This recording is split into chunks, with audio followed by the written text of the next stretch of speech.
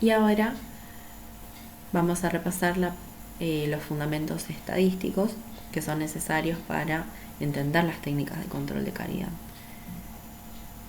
Y el primer paso es la recolección de datos. Los datos que se recolectan para fines de calidad se obtienen por observación y se clasifica como atributos o variables.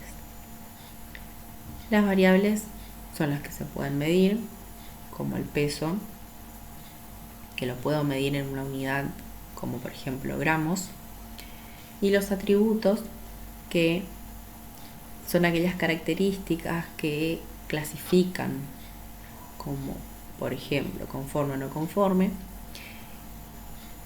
como un calibrador, que puede ser pasa o no pasa, tenemos dos opciones, y siempre tenemos una especificación para saber si es conforme o no conforme. Bueno, las variables pueden ser continuas, como vimos recién, puede ser el peso, que los podemos medir en gramos o en kilos, y las discretas son contables. Un ejemplo para entenderlo rápido son contabilizar los remaches no conformes. Pueden ser números como 1,57, pero no puedo decir 2,3 remaches no conformes, que en el caso de las variables continuas puedo tener 11,33 kilos. Y con respecto a los instrumentos puede pasar que tengan un error en la lectura. Podemos hablar de problemas de exactitud y de precisión. La precisión es cuando los resultados de las mediciones están próximas, pero que estén próximas no quieren decir que estén cercanas a la medición real. Y exactitud, en cambio, estima la concordancia entre esos resultados de la medición que se repiten, pero aparte que concuerden con el valor real. Y también muchas fallas que hay en las lecturas tienen que ver con la variación del redondeo. Recuerden que si el último dígito es 5 o más, el número se redondea hacia arriba. En este ejemplo podemos ver un caso de redondeo donde tenemos el valor 5,645 y 5,655, donde el valor que redondeamos es el 5,65. Tenemos la convención de puntos porque así lo emplea el libro, pero sería equivalente a nuestra coma decimal. La precisión es la diferencia entre estos dos valores.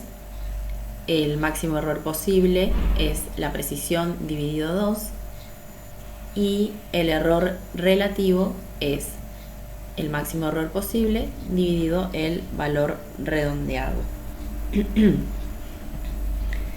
Las cifras significativas es otro concepto importante y son importantes justamente porque permiten hacer más exactas las medidas.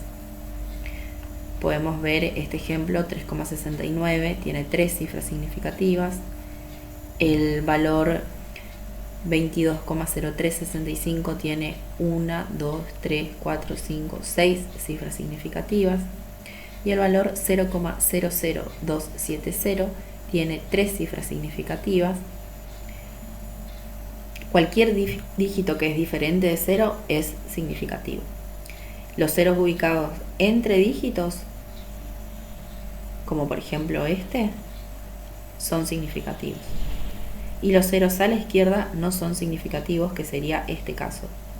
Este valor tiene 3 cifras significativas porque los de la izquierda no se contabilizan. Una vez tomados los datos con exactitud, podemos pasar a la descripción de esos datos. Si tenemos muchos datos y no los graficamos o los analizamos de forma adecuada, pierde su utilidad. Una forma de analizar es mediante las técnicas gráficas, por ejemplo, la distribución de frecuencia, donde vemos cómo los puntos de datos se presentan en cada subdivisión, y las técnicas analíticas, por ejemplo, la medida de la tendencia central y una medida de la dispersión, que nos resumen los datos recabados.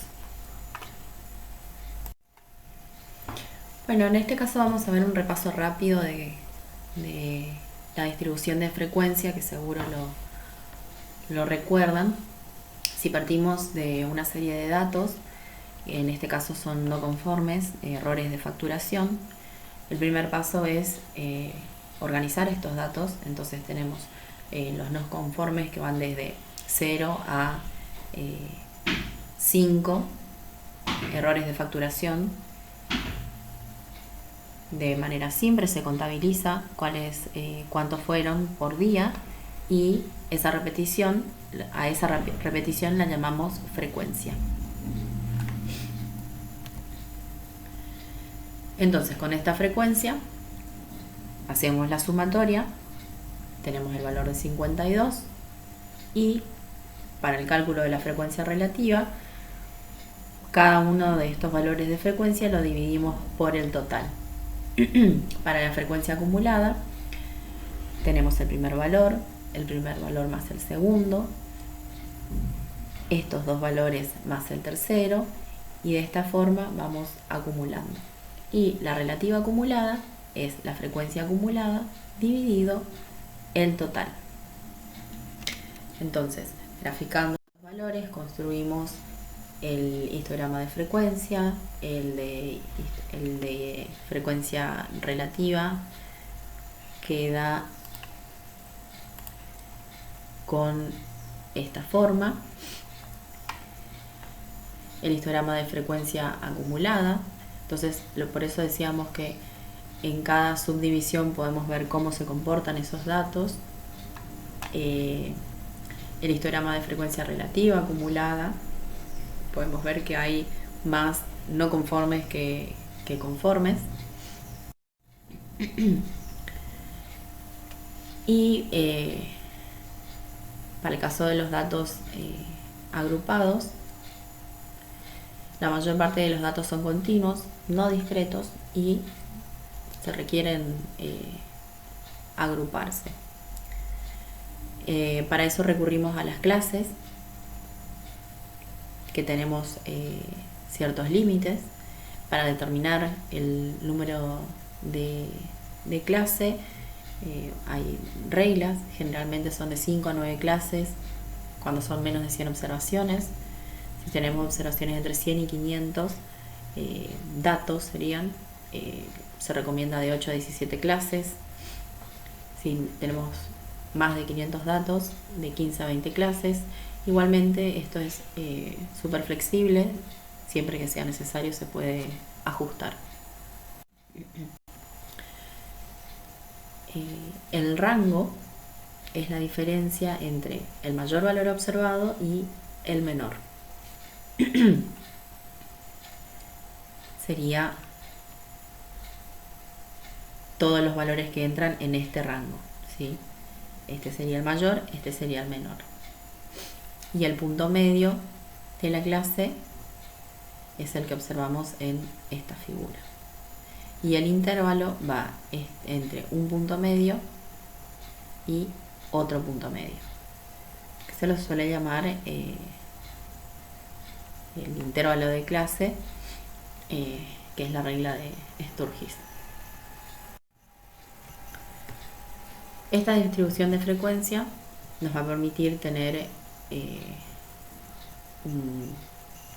una idea del valor central y la forma en que los datos están dispuestos alrededor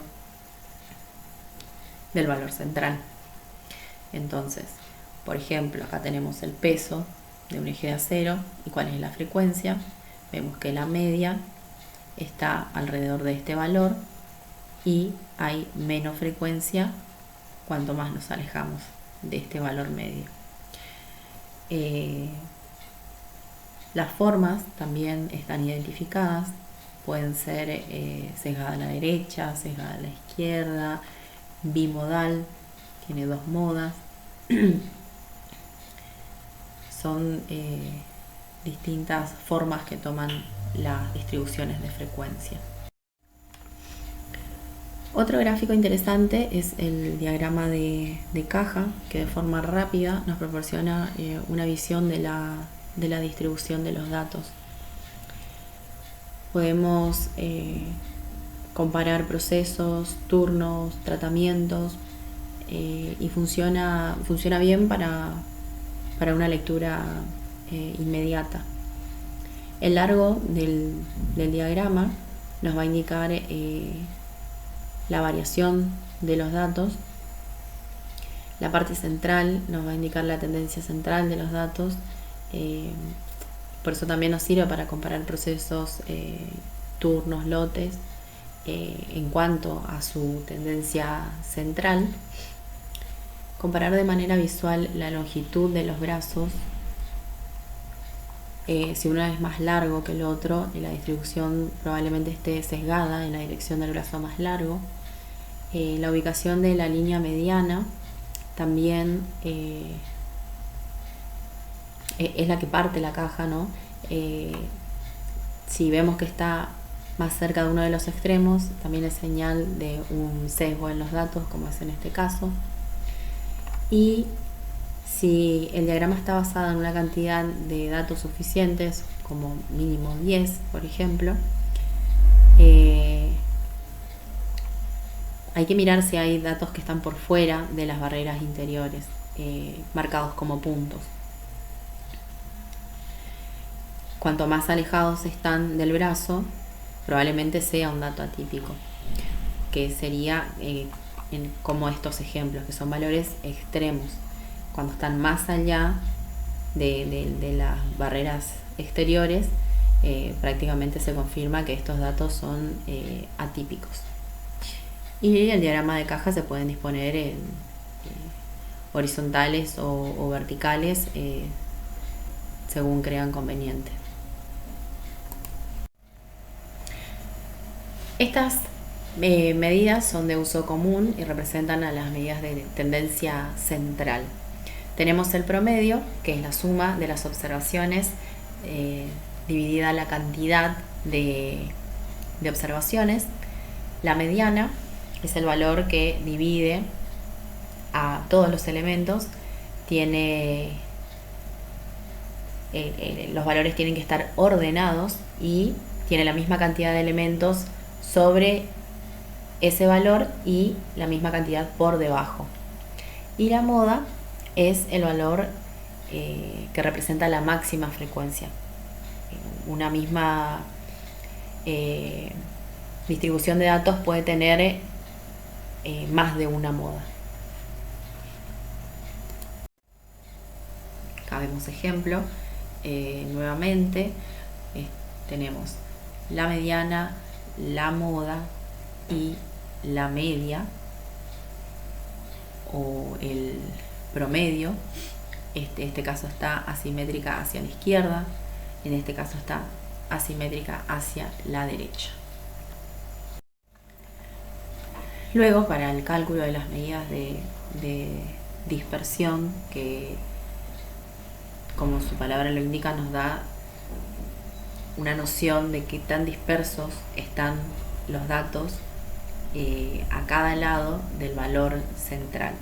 Entonces, de nuevo, el rango, que ya lo habíamos visto anteriormente, y la desviación, que mide la tendencia de los datos a la dispersión.